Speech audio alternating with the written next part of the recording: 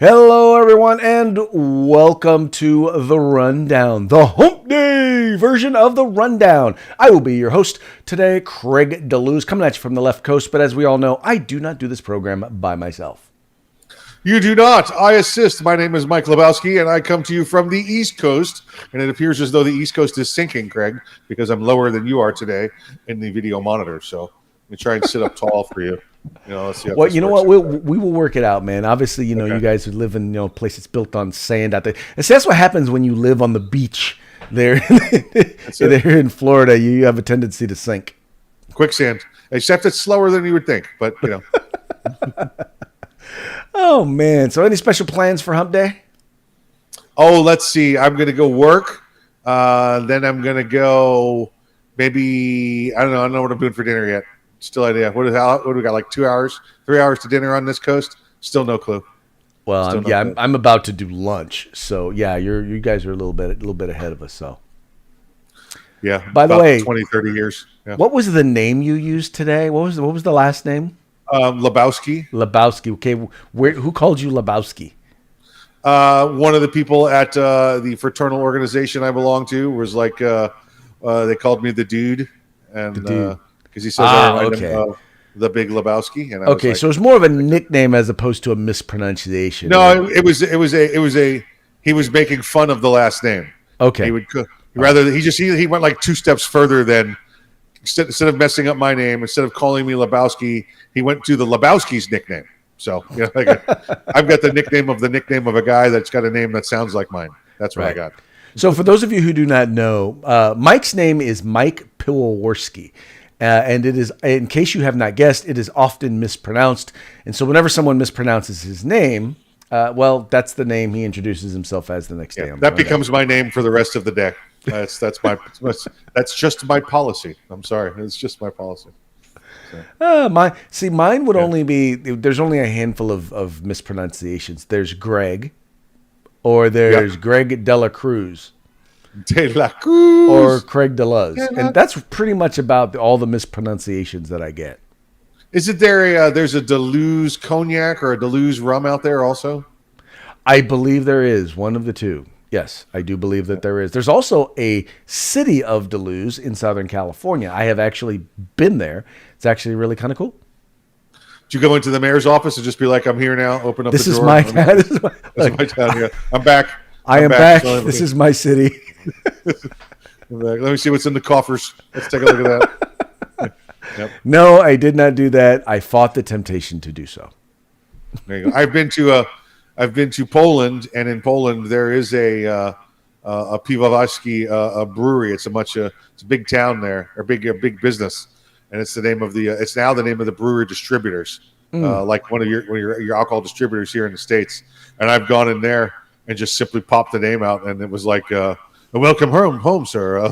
Let us show you to your office." Never really met anybody with that name before. My name it's like walking around in Poland with the name Johnny Budweiser. Okay, it's just it's a pretty popular beer name. So, all right.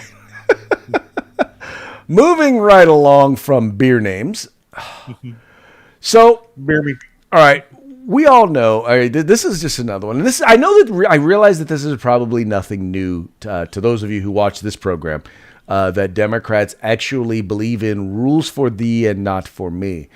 This one really kind of stood out. Many of you have heard of San Francisco's mayor, London Breed. It just sounds like someone who would sing a rap song. But anyway, MC Breed. That's who I was thinking of. MC Breed. If you don't listen to hip hop, you wouldn't know who MC Breed is. But I always think of that when I think of London Breed.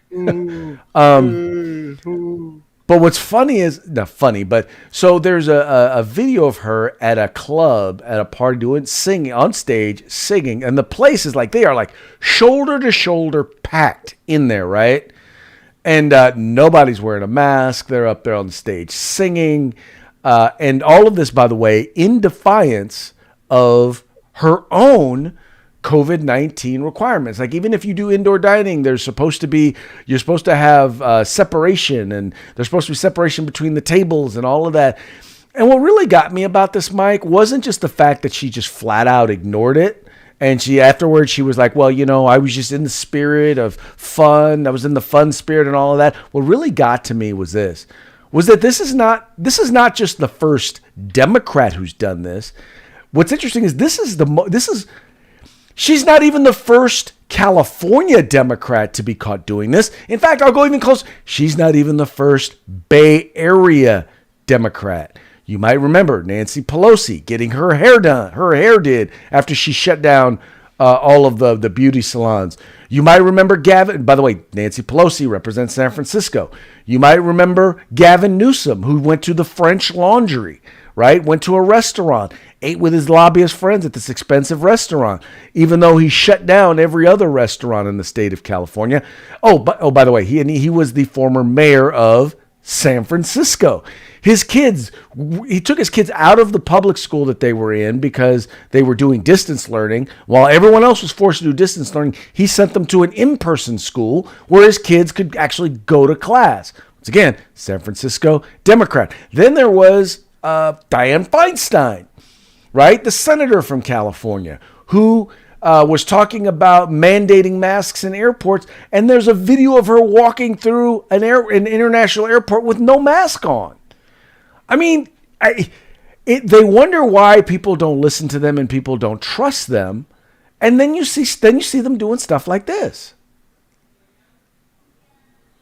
Craig, what's this mayor's name? Say her name again for me. London Breed. London Breed. I'm going to have a contest for best mayor name. I'm going to put her up against the mayor of Atlanta, Keisha Lance Bottoms, and let's see which one of these women has the best mayor's name. All right. So those of you who are in the comments, let's take a poll. What name do you think is a better mayor name? Well, you see, like yours said, yours could be a rapper. I think Keisha's got the dancer name down. She's got the best. I don't know a lot of dancers, so I'll take your word for that. I've never met a dancer before in my life either. But it sounds like a dancer name is what you're saying? Sounds like a dancer name from everything I've heard from the internet and the kids today. Let's see.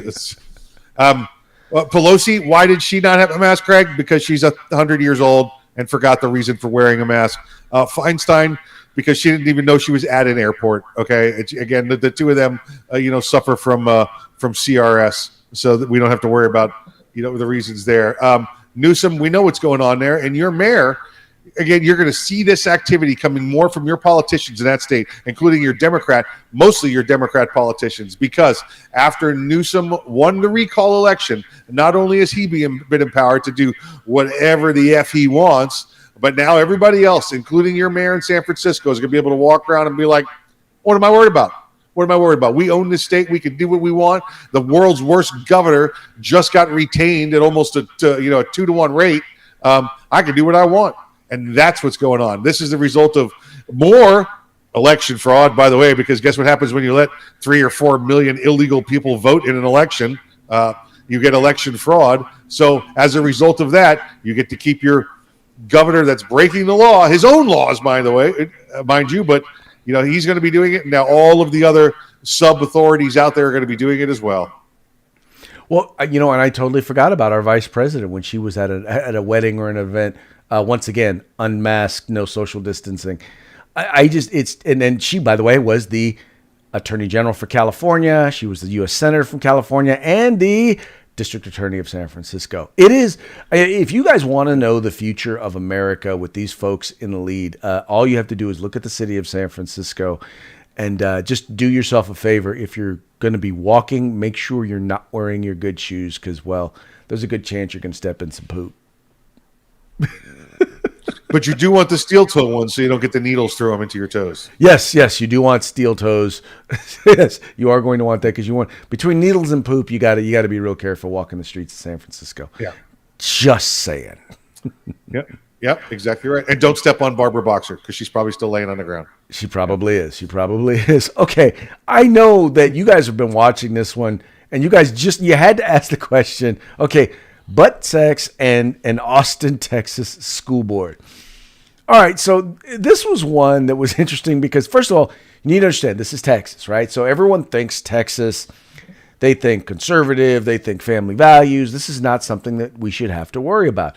Except if you look at Austin, Texas. Austin, Texas is basically San Francisco in Texas, you might want to say.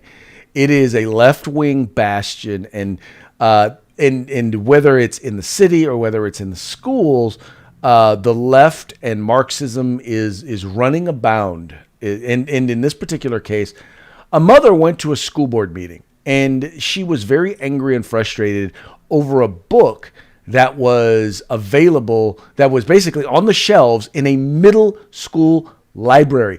And this book basically was talking about various different sex and sex acts, including anal sex. Now, Mike, what in God's name, and I guess I probably just took the Lord's name in vain, what does this book have anything to do? Why is this book in a middle school public school library? For the record, Craig, before I give you my response there, I want to say that I saw this story a few days ago, and I decided I'm not nominating this story to be on the air because it had anal sex in it, and I figured there's no way you would let me do this story. So I thank you for bringing it around because it does have some importance to it. Why is this in the middle schools? Because we do have some deviant people still in schools. Maybe that's it, but it's more than likely because we have a lot of people that are in the school system that are ignorant of what's going on, and they probably had no clue. The author sure knew it was there. The author had no problem putting it in there, but you know what? They're a writer. It's not their job to try and get middle school readers to read their book. It's their job to get readers to read their book. So they publish a book and wait for it to get sent where it gets sent. This is not the textbook. This wasn't designed as a textbook. This was designed as a book to be read by people, not by middle schoolers. So I'm going to blame that the Austin school board, being so open and so liberal, never bothered to check any of these books at all, and you end up with this book with the butt sex in it there in your school. Well, exactly. And I think a big part of this is, setting standards for the sort of stuff that should be in your school. It should be in your school library, and what shouldn't be in your school library, what should be made available to your students and what shouldn't. And I get that not everybody's going to catch everything, but the one thing I will say is I'm very glad that this parent brought this up and came up. And it's, if there's one thing that I think we've learned from distance learning and COVID-19, is in terms of education, is a lot of parents had a chance to see what their kids are being taught. And there's a lot of things that they are being taught that parents aren't happy with and they're not satisfied with. And it's nice to see parents standing up. I really, really hope that the level of engagement doesn't change, that that it actually increases. Parents get more engaged and involved in what's going on in their kids' classroom and at their kids' schools. I do, though, hope that the level of information improves and the decorum improves. Because, we had that situation here in our area with a teacher who was teaching Marxist principles and promoting Antifa.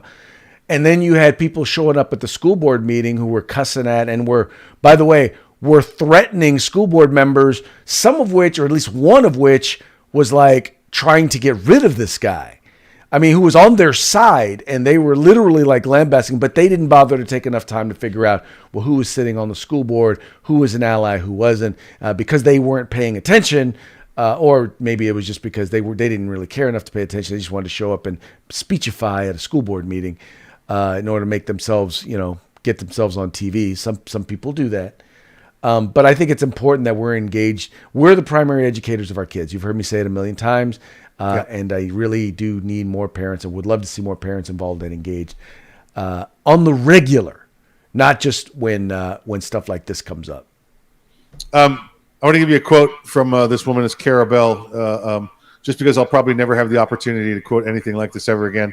She said, I've never had anal sex. I don't want to have anal sex. I don't want my kids having anal sex. That's her quote. She also went on to say, I want you to start focusing, this is to the board now, I want you to start focusing on education and not public health. Now, listen, the first part, we obviously said that to get a couple of likes out of you, but where she says, I want you to start focusing on education and not public health, I think she's echoing the majority of the country at this point. Can we stop with the nonsense with the COVID? Can we get back to educating the kids? Do we have to hear any more about your teachers union and what you're got to wear your mask for? And we want to have a mandate for this. Let's get back to focusing on education. All right. Can we do that? Can we get there now?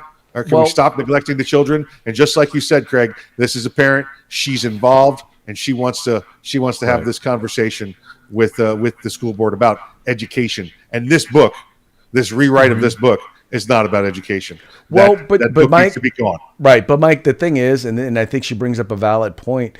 A lot of what we're seeing, a lot of the stuff that's being done either behind our backs or being done right in front of us in a dictatorial, tyrannical manner, is all being done in the name of public health.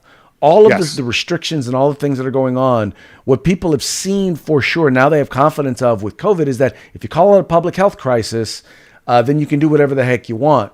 We've seen it with guns. We've seen where they've called quote unquote gun violence is a public health crisis. So now they figure they can take away all of our rights when it comes to that. That racism is now a public health crisis. So now they can indoctrinate and start to become the thought police. I mean, it is, they call it public health crisis, and then they do whatever the heck they want. And that's not an accident. Go back and read Saul Alinsky's Rules for Radicals, and he lays it out for you. That's how you do it. Yeah, absolutely. And we see this going, listen, they taking control of the words, redefining terms, right. Trying to get you to do exactly what they want you to do. Right. And we have to stand fast, stand firm, and prepare to, smack them back in the face when they try and smack us. Exactly. In this book right here, they talk about the reason why they want to talk about sex is because they believe it's a public health crisis. Right. No. It's not your job. Not your job. First of all, get out of the bedroom, and then get out of our kids' minds with trying to instill in them your job is not to teach right and wrong. Your job is to teach ABC 1, 2, 3. Right. Period. Yeah. Okay. Yep. There you go. So speaking of right and wrong, did you know how much Americans paid in taxes last year in 2020? And there was a report. Let me find it here. There was a report that came out that talked about it was in the Daily Wire, and they were talking about Americans paid more in taxes than they spent for healthcare, food, entertainment, and clothing combined. Mike, is that crazy or what? Yeah, Craig, it took me about 7 or 8 seconds to see the bias in the story that was written. Yes, listen, when you include all taxes that everybody pays, and we know that under President Trump, our effective tax rate was somewhere between 17 and 23% if you're making less than $100,000 a year. What's that mean? That means that the taxes that they took out of your check, whether it be federal withholding, FICA, Social Security, and your sales taxes that you were paying on certain goods range from 17 to 23. So we paid less in taxes, right? Than we normally do this year. Craig, what's your effective tax rate out there in California right now under Newsom and under Biden? Oh, it depends on where you are, but at the highest rate, you're probably looking at over 50%, probably 52, 53%. Yeah, over double of what we're paying with President Trump. So folks, Craig, how is this possible? How could we have paid more in taxes than we paid anything else? That's simple, folks. It's very simple. What were you told to do last year in 2020? What were you told to do? Craig just told you that we paid less in entertainment, food, all vacations, all of that stuff. Well, guess what? You were locked down. You weren't allowed to do any of that last year. Right. The most you might have spent on entertainment was, I'm going to get the $10 Netflix package this weekend. You didn't spend anything last year on that. Now you probably spent plenty of money on Amazon having stuff shipped to the house. But guess what? As far as and this is what all they itemized there. These were all outside the house activities. So of course we spent much less on outside the house activities because you weren't allowed outside the house. And unless you were fortunate to be in places like Florida with Governor Florida down here, Governor DeSantis, where we could leave the house after 2 weeks. By the way, I left the house after 2 minutes of being told couldn't go outside, like most of us did. But if you're still in California, where you're still locked down, unless you're the mayor, or the governor, not locked down there. But in the rest of the country, we moved on. Well, in a lot of places in the country, we moved on with our lives. But this is why you paid more in taxes than you did anything else, because you didn't spend anything on anything else last year. So just again, you know what? That is an excellent point. I don't disagree with any of it. Although I still believe a lot of it has to do with the fact that in many cases we're overtaxed. Yes. And the interesting thing is, and you're seeing this both at the low, it's already happening here in California, but you're starting to see it at the federal level, where they're actually starting to now target taxes, where they're like this whole tax the rich idea, which we're going to talk about a little bit later. But this whole idea of taxing the rich and the wealthy. See, what I find about Americans, and unfortunately, sadly, this is even a lot of us, some folks on the right, we're okay with taxing those people. As long as we're not the ones that have to pay the tax, we're okay with making those people pay the bill, whether they are people who consume alcohol or people who buy expensive boats or people who smoke. We're okay with taxing, or people who gamble. We're okay with, or tourists coming into our place. We're okay with taxing them. But what they don't understand is that, number one, when the resources or the income that they're expecting from them doesn't meet the levels that they expect, we wind up paying for the programs that they put in place that were supposed to be funded by them. Yeah, Craig, it's actually quite amusing. I was in New York. I told everybody this for the commemoration of the 9/11 attacks, and at one point we were walking through near the Trade Center, and of course there's somebody set up on every corner trying to hawk their theory or sell you their product. And I was walking through with two or rather well-off prominent attorneys from Florida, and we were walking together, and this table had these couple of young girls, college-age girls, and they were trying to get people to sign up for their petition for make the rich pay for our college. Make the rich pay for our college. And I saw that and just snickered, and the two of them they just said, oh, please, listen, I'll give you $100 if you go spend 30 seconds in debate with her. Please go over there and debate her. I want to see this. Because you and I talk about this every day, right, Craig, and we talk about the hypocrisy of this and their ignorance of the fact, and just wanted to go over it. I was like, no, I can't, because if I go over there, it won't be 30 seconds. Right. It'll be 10 minutes or 20 minutes until they're on the ground crying and begging for forgiveness, because the ignorance of the fact is what's going on there. And this is, again, New York, Craig, and I understand people being overtaxed. Look where you are, what your tax rate is. I visit New York occasionally. I don't live in New York anymore. I have relatives that still live in New York. They don't live in New York City, but because they work in New York City, they still have to pay the city income tax. They still have to pay the borough income tax, plus the state income tax and their federal income tax. It's well over 51%. It's 55%. I think the last time we looked at it in New York. I know you got up to 51% there in California. That's why I live in a mostly a small tax state of Florida. Right. And once again, they do it by they get the spending, like I said, by saying we're going to tax those guys. But what they always fail to understand is two things. Number one, they're never going to get as much money from those guys because, well, the wealthy, there's a saying, there's nothing more mobile than a rich man and his money. So they inevitably wind up finding a way, because they can afford to hire the smartest minds to make sure that they are paying as little in taxes as they have to. Well, now you've got this government program where they need to have the money to fund it, and so then they wind up coming after the rest of us. The other issue, quite frankly, has to do with corporations or businesses. For businesses, taxes are an expense, right? It's something that's listed that you have to take account for, and eventually you wind up it winds up as an expense, right?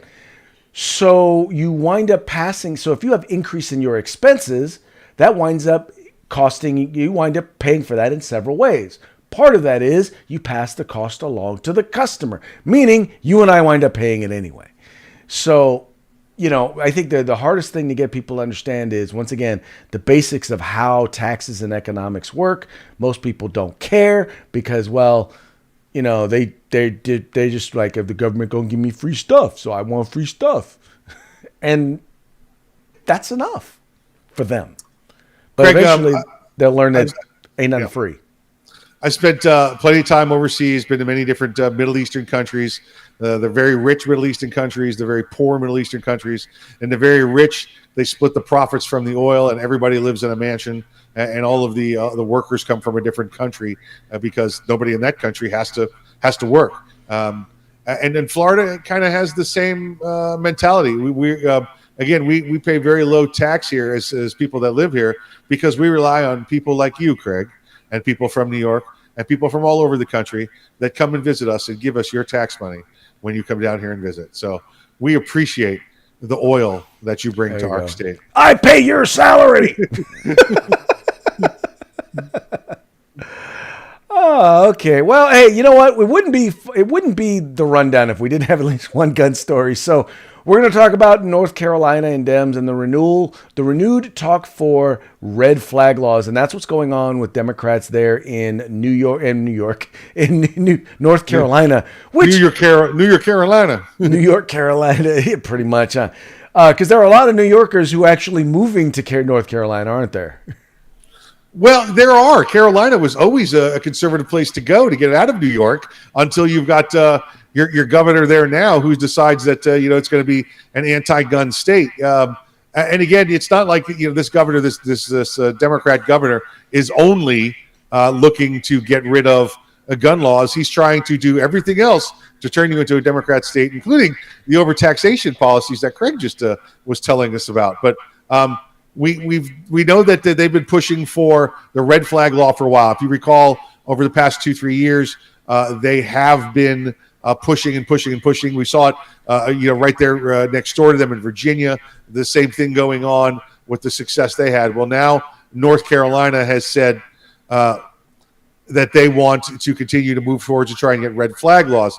The lucky thing is that their House of Representatives, the Republicans hold the majority.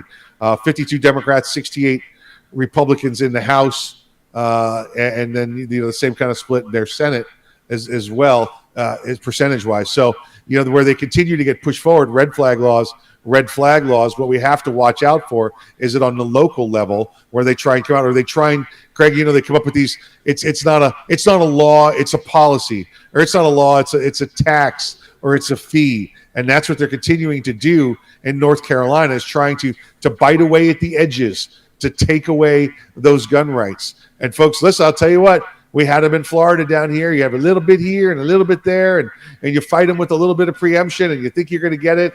And then something like a Parkland shooting comes along, and you get set back 20 years in your gun rights because everybody knee-jerk reactions, including the rhino Republicans that we had here, and now we're going to be fighting for things that we already got back once 10, 20 years ago. Now we've got to fight for them again. So North Carolina. Did you mention Rick Scott?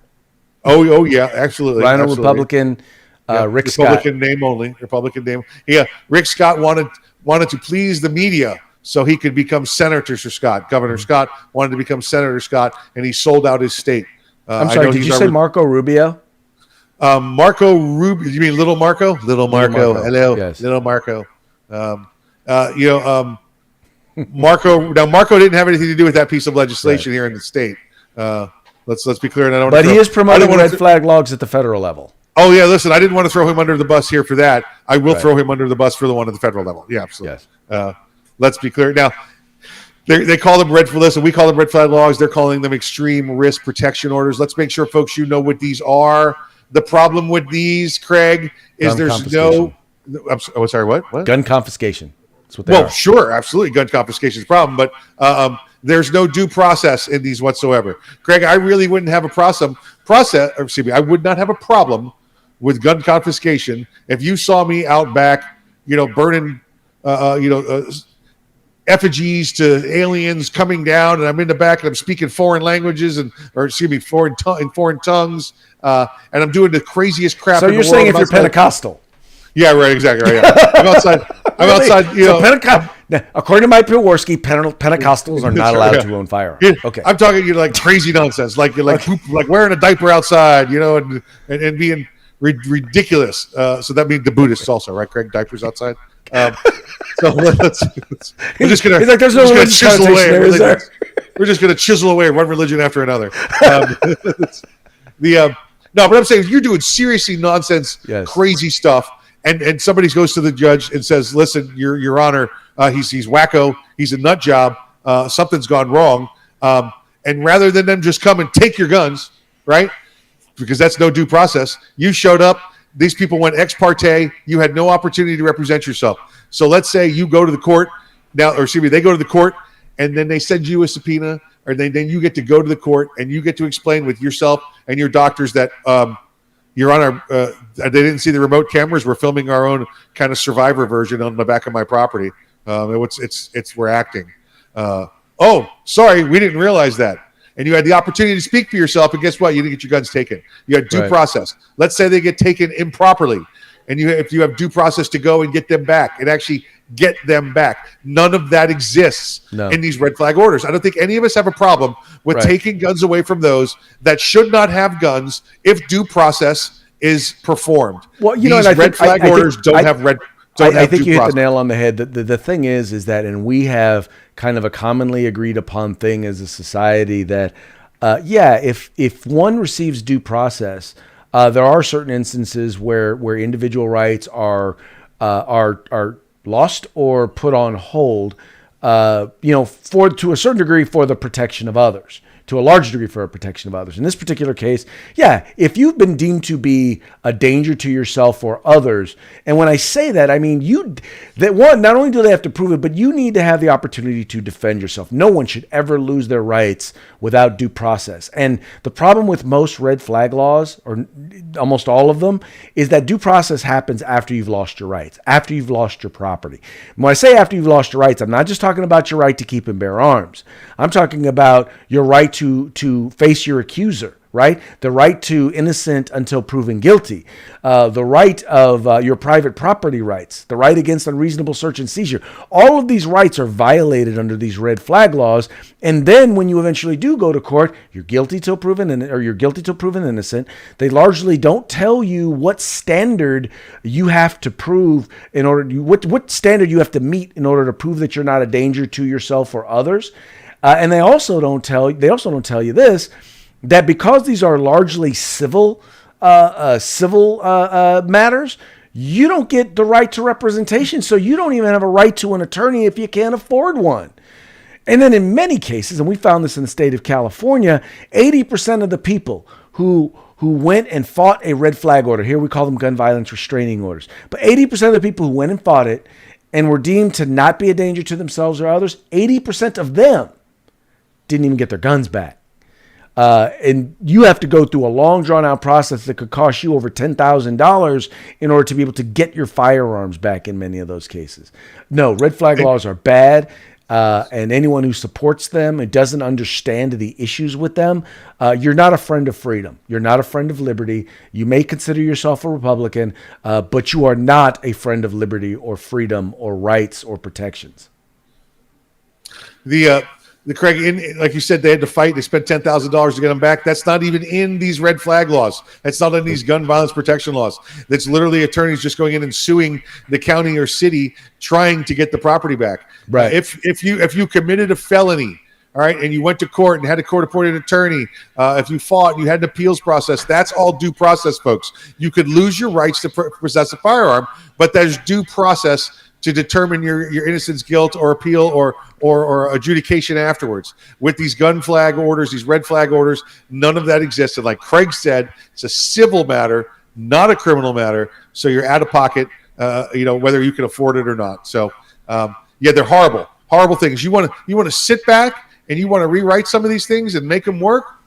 I will listen to you. I'll tell you that. We'll listen to you. But right now, it's a violation of every bit of the first 10 amendments. Well, I guess they're not going to come stay in my house on the Third Amendment, but you know what I'm talking about. Yeah. All right. Let's moving right along to our closing. We talked a little bit earlier about taxes and taxation, and you guys have probably heard the story about our good friend AOC, who decided that she was going to show up to an event. I'm sorry. Let me get her back up here. Who decided that she was going to show up to an event wearing this dress right here, the tax the rich dress. Now, Mike, there's a couple of things that's interesting about this in the parting shot. So the first thing was that the woman who designed this dress, well, she basically is a known tax deadbeat who owes a lot of money in back taxes, doesn't pay her taxes, is known as a deadbeat for not paying her employees. But in this particular case, she's the one who designed the tax the rich dress. So that's story number one behind it. When you say, Jack, when you say she designed the tax the rich dress, did she design that dress, or did she design writing tax the rich on the dress? Well, I know for a fact that I know she designed the dress, and I think the way in which it's displayed on there is also kind of her design. But the tax the rich idea, actually, if you go to AOC's website, they have a whole clothing line that they're putting together in order to help raise money for politics. For a socialist, she's quite the capitalist, isn't she? Exactly. Funny how that works, isn't it? Now there was actually a more true version of this dress that was created. If you put the secret glasses on, you can see the real message. Right. If you put your glasses on, you can see the real message, which is this. Which, by the way, if anyone who really knows and understands how taxes work, you know that this is in fact the case, that the top 1% of income earners pay about 40% of the taxes. And yes, she is either too stupid or too ignorant to realize that. All right, but the problem is, this is a message right here that you have to be a little bit more sophisticated. You have to actually be able to read in order to get. Now, there's one more version of this dress that I think that is a little bit easier for all of us to understand, and that would be this version. 2 words, real simple. Real simple to understand, not really a problem to understand, because we all know this one, unless we're going to just point to the fact that, he is, how shall we say, demented. Or not demented, I would say demented. He is losing his faculties. He's a little more broad in the shoulders than I thought he was going to be. Yeah, well, he is definitely not ashamed of wearing that dress. That is for sure. Definitely. Or aware that he's wearing it, yeah. Or aware. Very nice, very nice. All right, Mikey, how about a shout out to our sponsors before we go? Let's say hello to our friends at Gorilla Machining and Grid Defense. That's Gorilla Machining and Grid Defense. They are great people, and they've been providing you with some really cool products over the last 4 months or so that we've been bringing you this fine rundown program. Excellent. So, folks, make sure you visit them. Their links are in the description of this video. Make sure you visit them and you let them know that the folks at the Rundown sent you. Also, for those of you living or residing in the state of California, want to invite you to visit the California Republican Assembly, the oldest and largest and, by the way, fastest growing conservative organization fighting the left in the state of California. We need your help. Be a part of the solution, not a part of the problem. Be a part of the solution. Check out the California Republican Assembly. That's going to be it for today's rundown. Make sure that you like, share, subscribe, and encourage your friends to do the same. Like, share, subscribe. We'll see you on Thursday.